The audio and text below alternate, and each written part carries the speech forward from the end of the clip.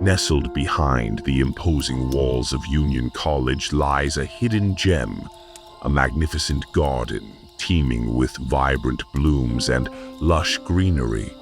However, as the sun sets and darkness creeps in, the garden's tranquil beauty transforms into something more ominous.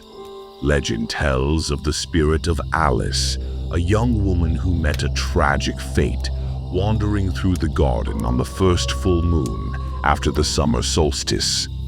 Alice was accused of witchcraft and condemned to a fiery death at the stake.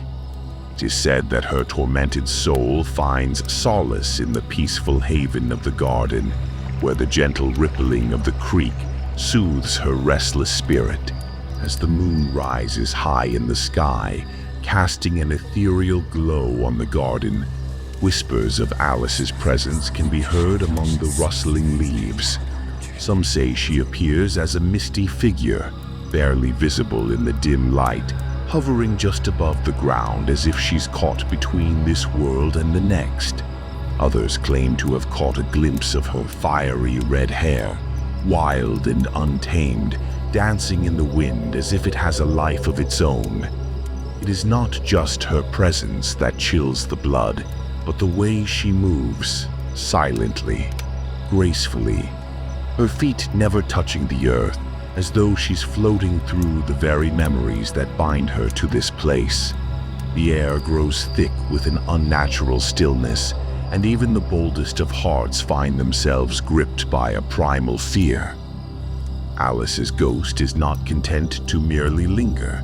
She actively haunts the garden, weaving herself into its shadows and entwining her sorrow with the very fabric of the night.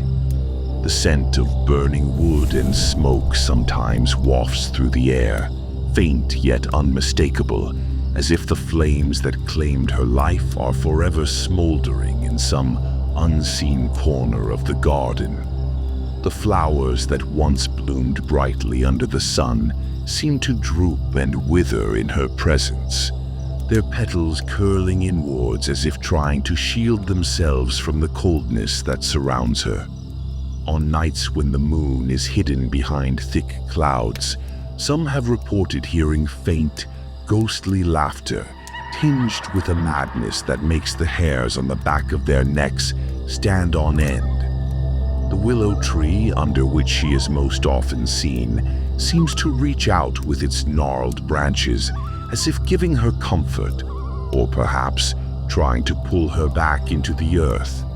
It is said that those who dare to wander the garden alone after dark may feel a sudden, inexplicable coldness, a breath of icy wind that seems to come from nowhere.